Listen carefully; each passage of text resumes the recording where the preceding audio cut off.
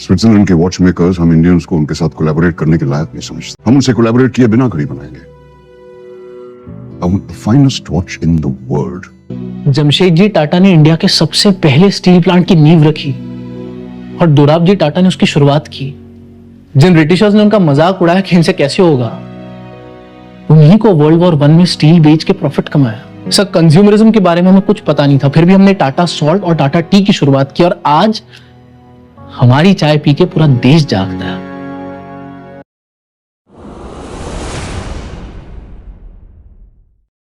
दोस्तों, जरा एक पल के लिए 1980 के दशक के भारत की कल्पना कीजिए। उस समय अगर किसी व्यक्ति के हाथ में कोई विदेशी घड़ी दिख जाए तो लोग उसे बड़े गौर से देखते थे। अच्छी घड़ी पहनना सिर्फ समय देखने का साधन नहीं था, बल्कि एक स्टेटस सिंबल माना जाता था। भारत में उस समय ज्यादातर लोग H&T की घड़ियां पहनते थे। घड़ियां भरोसेमंद थीं, लेकिन उनमें वो आकर्षण नहीं था जो लोगों को पसंद आता। विदेशी घड़ियां बहुत महंगी थीं और कई बार लोग उन्हें स्मगलिंग के जरिए खरीदते थे। ऐसे माहौल में एक व्यक्ति ने एक सवाल पूछा, अगर भारत स्टील बना सकता है, हवाई जहाज बना सकता है, तो दुनिया की बेहतरीन घड़ी क्यों नहीं बना सकता? और दोस्तों, यहीं से शुरू हुई टाइटन की कहानी। Tata presents Titan Quartz, an international collection of over 150 fine quartz watches.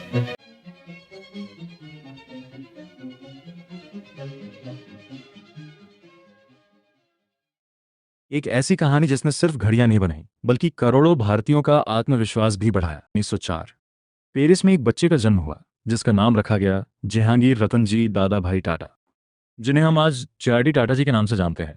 उनका बचपन भारत और फ्रांस दोनों संस्कृतियों के बीच भी था, लेकिन चाहे वे कहीं भी रहे हों, उनके मन में हमेशा कुछ नया करने और बड़ा सोचने की इच्छा थी। सिर्फ 25 साल की उम्र में उन्होंने भारत का पहला पायलट लाइसेंस हासिल किया। उस दौर में उड़ान भरना ही एक बड़ी बात थी, लेकिन JRD टाटा जी सिर्फ उड़ना नहीं चाहते थे, वे भारत को भी नई ऊंचाइयों तक ले जाना चाहते थे।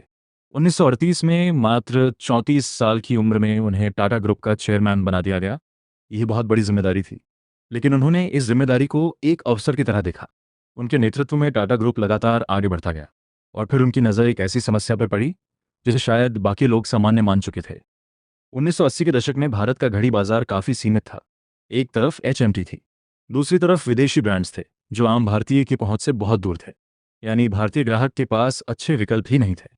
इसी दौरान टाटा ग्रुप के एक प्रतिभाशाली अधिकारी ज़रक्सिस देसाई जी एक विचार लेकर JRD टाटा जी के पास पहुंचे। देश की लक्ष्मी के लिए लैक्मे बनना है, लेकिन नारायण के लिए क्या? Watch? Yes. Come on, you cannot be serious.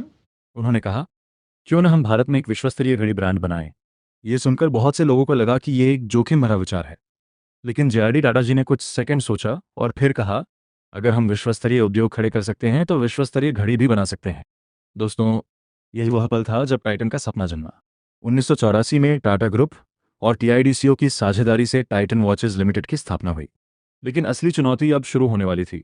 लेकिन 1987 में टाइटन की पहली घड़ी लॉन्च हुई और जैसे ही लोगों ने उसे देखा, सब हैरान रह गए।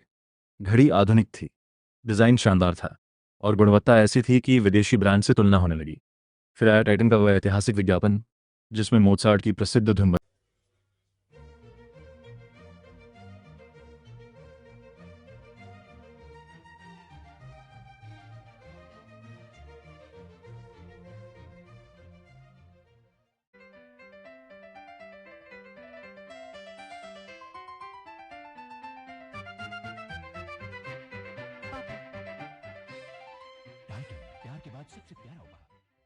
वह सिर्फ एक विज्ञापन नहीं था, वो भारतीयों को यह संदेश दे रहा था कि अब विश्वस्तरीय गुणवत्ता विदेशों से नहीं, भारत से भी आ सकती है। लोगों ने टाइटन को दिल से स्वीकार कर लिया और देखते ही देखते ये देश की सबसे पसंदीदा घड़ी बन गई। एक बार JRD टाटा जी टाइटन की होसूर फैक्ट्री देखने पहुंचे। उन्होंने मशीनें देखी, उत्पादन प्रक्रिया देखी, लेकिन उनकी नज़र सबसे ज़्यादा कर्मचारियों पर थी। वे एक महिला कर्मचारी के पास गए और मुस्कुराते हुए पूछा, बेटी, यहाँ काम करके आपको कैसा लगता है? महिला ने जवाब दिया, सर, पहले सिर्फ मेरे पति कमाते थे, अब मैं भी कमाती हूँ, मेरे बच्चे अच्छे स्कूल में पढ़ रहे हैं। यह सुनकर JRD टाटा जी भावुक हो गए। बाद में उन्होंने कहा, हम सिर्फ घड़ियां नहीं बना रहे हैं, हम लोगों का भविष्य बदल रहे हैं। दोस्तों, यही सोच उन्हें एक महान उद्योगपति से कहीं बढ़कर एक महान इंसान बनाती है। 1995 में टाइटन ने ज्वेलरी व्यवसाय में कदम रखा और लॉन्च किया तनिष्क, लेकिन शुरुआत बिल्कुल अच्छी नहीं रही। ग्राहकों को डिज़ाइन पसंद नहीं आए, बिक्री बहुत कम थी, नुकसान लगातार बढ़ रहा था। कई लोगों ने सलाह दी कि इस प्रोजेक्ट को बंद कर दिया जाए, लेकिन टाइटन ने हार नहीं मानी। उन्होंने ग्राहकों को समझा, भारतीय संस्कृति को समझा और फिर अपने उत्पादों को भारतीय पसंद के अनुसार बदला। नतीजा, आज तनिष्क भारत का सबसे भरोसेमंद और सबसे बड़ा ज्वेलरी ब्रांड है। यह हमें सिखाता है कि असफलता अंत नहीं होती, कई बार वही असफलता हमें सफलता का सही रास्ता दिखाती है। 29 नवंबर 1993 को जे.आर.डी. टाटा जी इस दुनिया को अलविदा कह गए, लेकिन उनके विचार आज भी जीवित हैं। हर टाइटन घड़ी में, हर तनिष्क स्टोर में और उन लाखों लोगों की जिंदगी में जिनकी दुनिया इन कंपनियों ने बदल दी। दोस्तों, जे.आर.डी. टाटा जी ने हमें सिखाया कि बड़े सपने देखने से कभी डरना नहीं चाहिए, क्योंकि एक व्यक्ति का सपना पूरे देश का भविष्य बदल सकता है। और कौन जानता है, आपके मन में जो सपना आज है वही कल इतिहास बन जाए। जय हिंद। अगर आपको ये कहानी प्रेरणादायक लगी हो तो वीडियो को लाइक ज़रूर कीजिए, चैनल को सब्सक्राइब कीजिए और कमेंट में बताइए कि जे.आर.डी. टाटा जी की कौन सी बात ने आपको सबसे ज़्यादा प्रेरित किया।